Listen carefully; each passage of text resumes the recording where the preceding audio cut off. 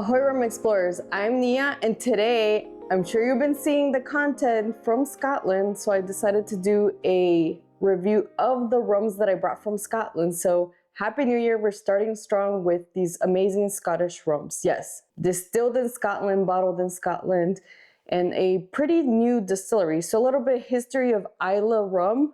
I have 3 different expressions here, and Islay Rum is owned by Ben Inglis. They opened in 2022, so really young distillery. He's actually a huge fan of Jamaican rums, so this is going to be a really interesting rum. If you haven't heard from them, they actually have their own Dunder pit version of it. And even the building itself has some really cool history. So it's the old lemonade building, yes, where they made lemonades and some like canned soda soft drinks. I have a couple of pictures that I'll throw up here just so you can look and see what it looks like. And it's the old lemonade building that was built in 1959. If you've never been to Islay, they truly cherish all the buildings there. So anytime there's a building that they're trying to remodel or anything, they try to keep as much as possible of the history and legacy of it. It was built in 1959. The building was redone. They're expanding a lot. As far as the equipment in there, they have a copper pot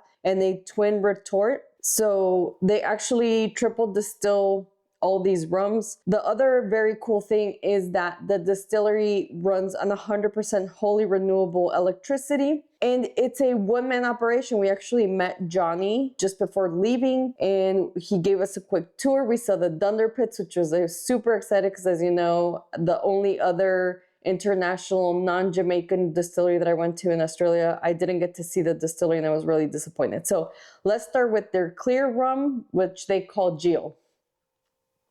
Now they didn't have any notes on the website, but they do have a lot of information on the bottles, which I love, a lot of transparency. And we have the official rum tasting journal back and the Aroma Academy rum aroma training kit in case I need to refresh my nose because it's been quite a while since I've done the review. Obviously, I've been continuing to drink rums. If you follow me on Instagram, you'll see probably all the rums and bottles that I have gotten. So lots of reviews coming up. Now let's wait for our favorite sound.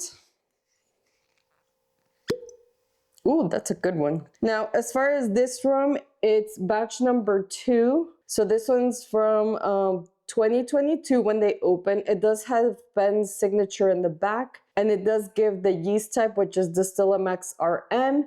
Fermentation time is 168 hours, and this is bottle 1 of 4,200 bottles, and it ran on a 7-hour distillation time. Now, it's called Geal because that's what this color of rum is. So they say that it's white, clear, bright, and pure. Now, again, he is a big fan of Dunder rum, but this one particularly has a little bit longer fermentation, but not necessarily any of the Dunder pit is involved in the production of this rum. Cheers, everyone. Happy to be back. Now, I do get a little bit of esters in there, some banana runs. Obviously, the alcohol is dissipating. This is a 45% alcohol by volume, so double that, and it's 90 proof rum.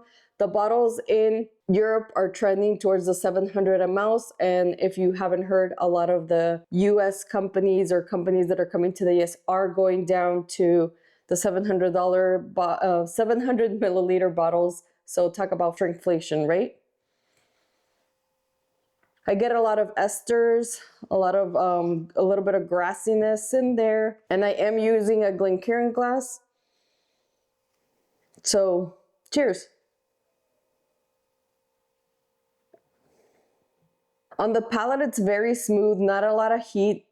This is my first rum of the day, so I am feeling more heat than I remember. But again, it's my first rum of the day. On the palate, I also can taste like a little bit of grapefruit, a little bit of fruitiness there, and bitterness like a lime peel, maybe a little bit of licorice too.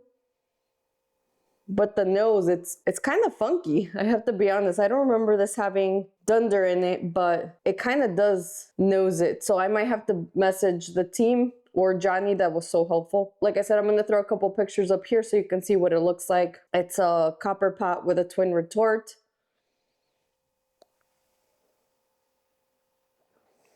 So as far as the rum type, This is gonna be a, I'm kind of bummed that they don't have transparent on this, but I'm gonna say that it's a white rum. Under the Gargano rum classification system, I'm gonna say it's a pure single. And as far as the Royal Rum Society's classification, I'm gonna say between dry and sweet, this is kind of in the middle, so I'm gonna give it a 4. Between bland and flavorful, I'm gonna say it is quite flavorful. I'm gonna say it's an E, because it goes A to G if you don't remember, or if this is your first review that you see.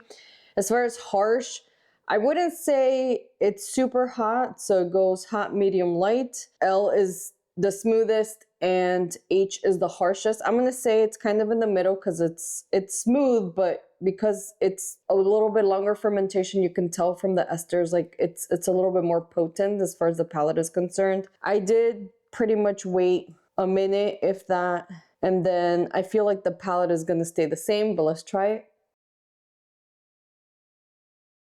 So a little bit of a hug, not quite complex, but quite enjoyable in different rums. These rums are very different.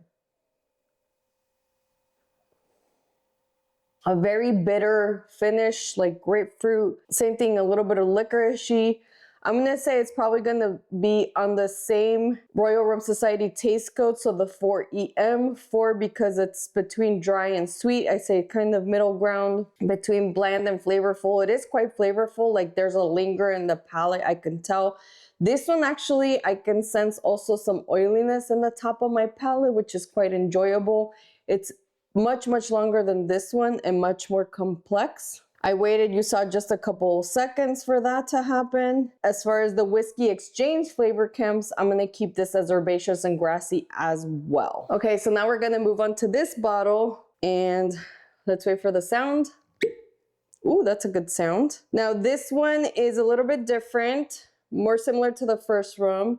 It says that it is a Distillamex SR on the yeast type. Fermentation is 168 hours. This is bottle 1 of 3,000, and it's a 7-hour distillation, again from molasses. And this one is aged on heavily peated Islay single malt Scotch whiskey casks. It doesn't say how long, but based on the color, I'd say probably 2 to 4 years, if that. The nose, you can smell the peat quite a bit. You don't get any sweetness from the rum. Now let's try it. Cheers.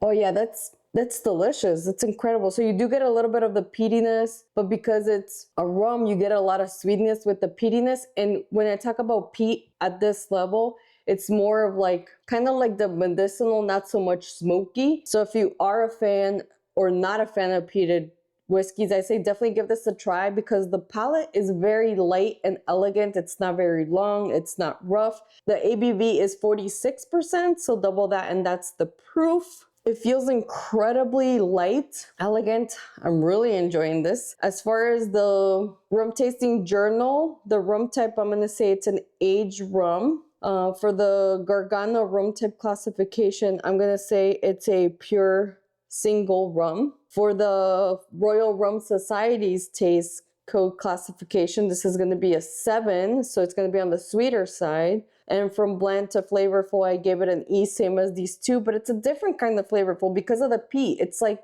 a little bit more dimension and uniqueness to it because this is probably the most peated rum that I've tried, including the Panamanian rum's Grandeur.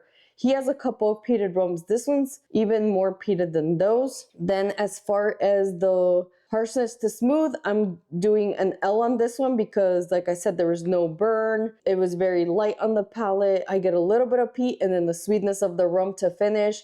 Nothing is lingering. There's no coating on the top of my palate like this one. I got a little butteriness to it. On this one, on the top, some oiliness. Very approachable. And as far as the whiskey exchange flavor camps, this one's going to be a light and uncomplicated rum. So what are your thoughts? Would you grab any of these bottles? Now these, I have to be honest, I don't remember how much we paid for this, but I'll try to put notes down in the description below.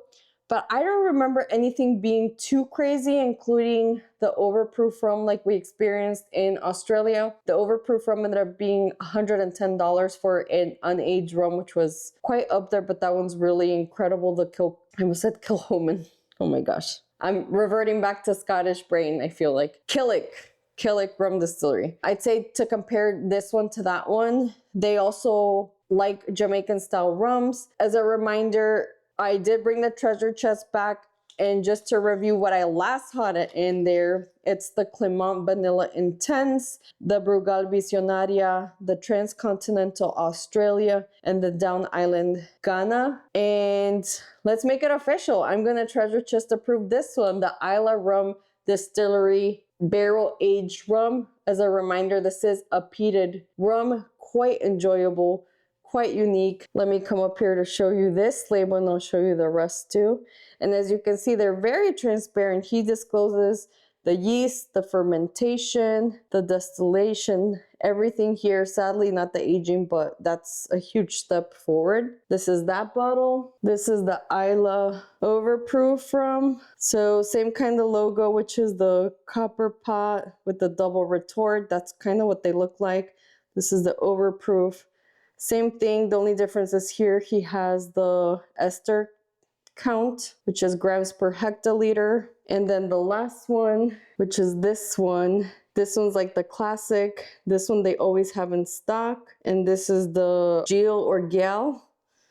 Same thing, distillation hours. And as you can see, Ben's signature is always on the back of these bottles. Anyway, I'm super excited to be back. I hope you subscribe because I'll have a ton of new reviews coming up. Don't forget, reviews are on Fridays, distillery tours on Saturdays, and I have a pretty big episode coming up from Cane to Cup. We're gonna review the history of glass. Yes, I know, getting super rum nerdy because we're gonna talk about everything from glasses, bottles, why things are used in a certain way in cocktails, but super excited because I've been deep diving into this. So thank you so much for hanging in there and watching along. Let me know in the comments down below which of these bottles would you get. If you like peated rums, if you like peated whiskeys at all, let me know. I would love to hear from y'all. I look forward to the next rum and the next review. Cheers, everyone.